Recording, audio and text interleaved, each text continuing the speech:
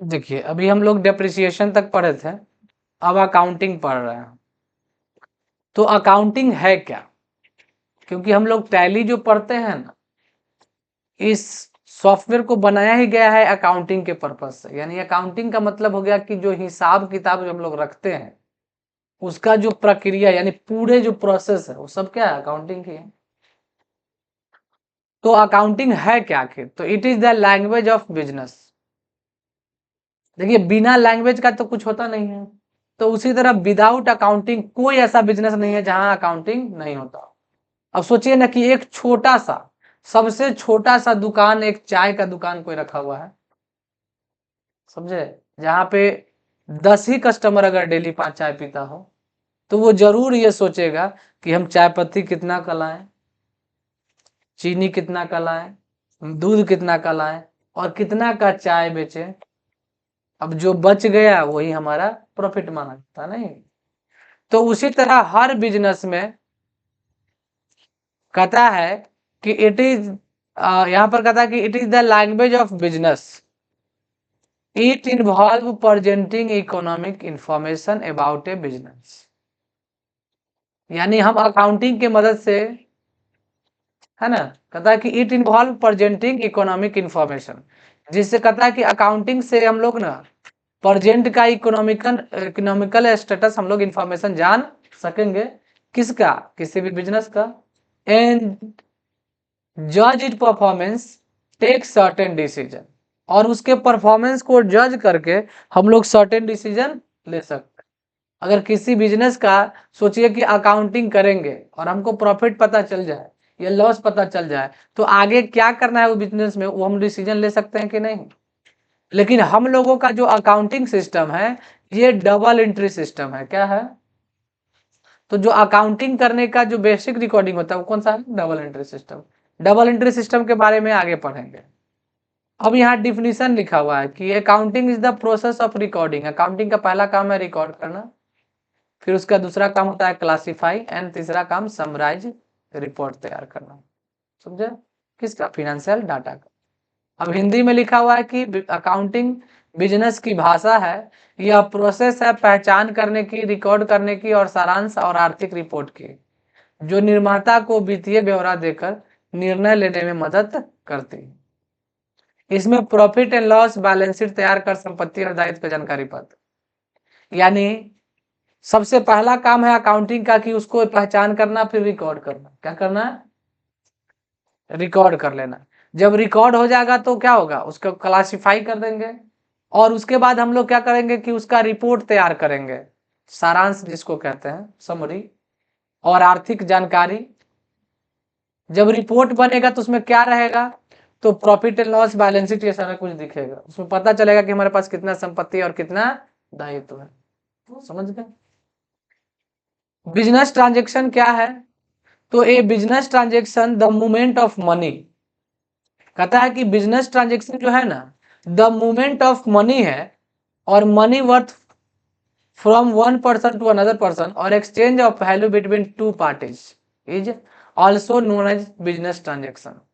Transaction का मतलब होता है लेन देन, और एक बिजनेस का ट्रांजेक्शन वो है जो किसी बिजनेस का हो। नहीं, जैसे मान लीजिए एबीसी लिमिटेड है, और उसका जो ट्रांजेक्शन है, जैसे उसने रेंट दिया, सैलरी दिया, तो वो बिजनेस से रिलेटेड ट्रांजेक्शन हो गया। ट्रांजेक्शन का मतलब किसी से कुछ लिए और किसी को कुछ दे दिया। नहीं, जैसे हम सेल किए, परचेज किए, पेमेंट किए, रिसीव्ड किए, ये सब एक तरह का क्या है? ट्रांजेक्शन है। यानी बिजनेस में जो भी चीज हो रहा है और उसका कोई मॉनेटरी इफेक्ट है, तो वो क्या है? ट्रांजेक्शन। कहता है यह एक वित्तीय घटना है जो बिजनेस से संबंधित है, जिसका प्रभाव कंपनी के बैलेंस शीट पीएल पे पड़ता है, वह लेन देन कहलाता है। यह दो तरह का होता है, एक कैश में ट्रांजेक्शन कर सकते हैं जो नगद में होता है, और आजकल उधार में भी ट्रांजेक्शन। समझ गए? अब है इनवॉइस, क्योंकि बिजनेस में बिल का भी जरूरत होता है। तो इनवॉइस किसको कहते हैं? जब एक व्यापारी खरीदार को माल बेचता है और वह खरीदार के नाम और पता, सामान का नाम, उसका अमाउंट कितना है, भुगतान कब करेगा, वो सारा कुछ लिख करके एक बिल बना देता है, नहीं, पेपर पर लिख के दे देता है, तो वो क्या है? बिल है। समझे? पहले लोग पेन से लिख देते थे, अब आजकल कंप्यूटराइज बिल आ गया है, समझे? तो इनवॉइस समझ में आ गया। अब इसमें दिया हुआ है एक्सपेंसेज आउटस्टैंडिंग और अनपेड एक्सपेंसेज और एक्सपेंसेज ड्यू। एक्सपेंडिचर तो कहता है कि जब हमारा कोई खर्चा बाकी है, एक्सपेंसेज आउटस्टैंडिंग का मतलब क्या होता है कि आपने उस सर्विस का उपयोग किया बट उसका पेमेंट नहीं किया। जैसे क्या होता है ना कि आप यहाँ से चले गए ट्रेन से कहीं और उसको ड्यूज में रख लिए, वैसे तो होता नहीं ट्रेन सिस्टम में, पहले टिकट बुक करना पड़ता नहीं। लेकिन मान लीजिए कि आप मकान मालिक का रेंट रूम यूज कर लिया, रेंट अभी तक नहीं दिए, तो वो क्या हो गया, एक्सपेंसेज आउटस्टैंडिंग हो गया, नहीं हो गया, खर्चा बाकी नहीं है, तो वो हमारे लिए क्या एक तरह का कर्ज है। तो इसको हम लोग लायबिलिटीज बोलेंगे, क्या बोलेंगे? और बैलेंस शीट के लायबिलिटी साइड में इसको दिखाया जाता है। कहता है कि इनकम रिसीव्ड इन एडवांस, अगर आपका इनकम है और अभी आप इनकम जो आने आया है उसका आप काम करके नहीं दिए हैं, लेकिन आपको इनकम वाला पैसा मिल गया, जैसे आप कोई काम करने वाले थे उसके बदले में आपको पैसा अब ये मिल गया, तो ये भी एक तरह आपके लिए लायबिलिटीज होगा, क्योंकि काम तो किए नहीं है, पैसा मिल चुका है। अगर काम नहीं किए तो हमको तो पैसा रिटर्न करना पड़ेगा, तो ये भी लायबिलिटीज ही होता है, इसको भी बैलेंस शीट के लायबिलिटी साइड में दिखाया। अगला है प्रीपेड और एडवांस एक्सपेंसेज। देखिए यहाँ पे दिखा रहा है कि प्रीपेड एडवांस एक्सपेंसेज,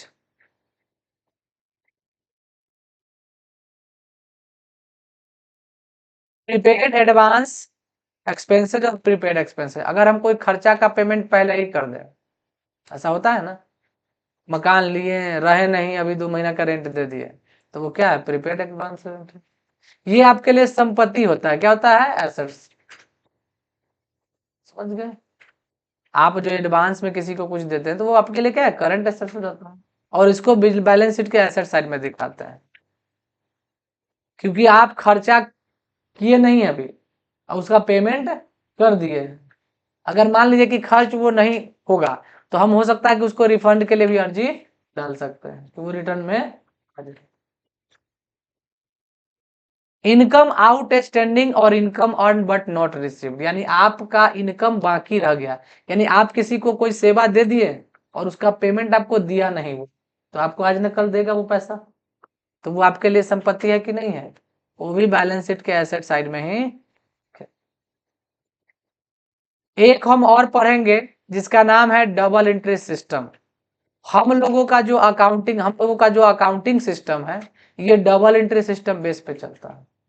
कहता है कि the basic recording process in accounting, यानी जब हम हिसाब किताब करने बैठते हैं और उसका जो पहला कदम है यानी पहला स्टेप है वो डबल एंट्री बेसिक रिकॉर्डिंग, यानी बेसिक रिकॉर्डिंग जिसको हम लोग कहते हैं कि बुक ऑफ फर्स्ट एंट्री, वो डबल एंट्री सिस्टम पे चलता है। किस पे चलता है?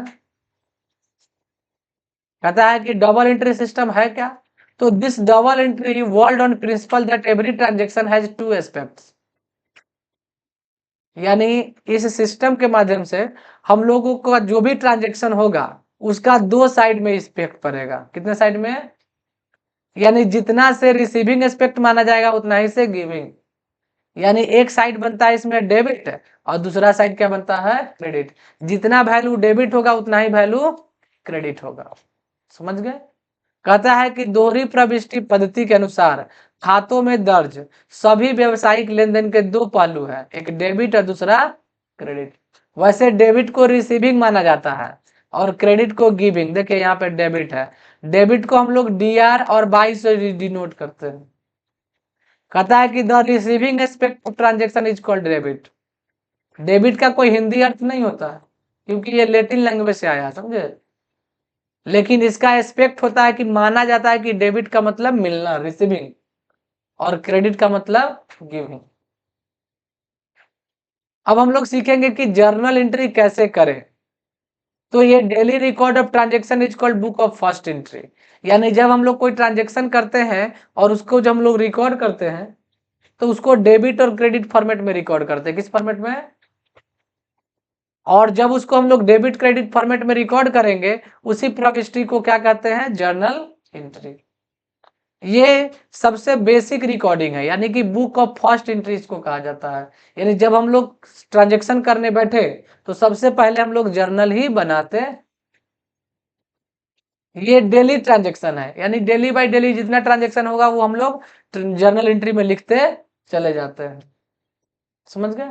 जैसे परचेज किए तो रिकॉर्ड कर लिए, सेल कर लिए तो रिकॉर्ड।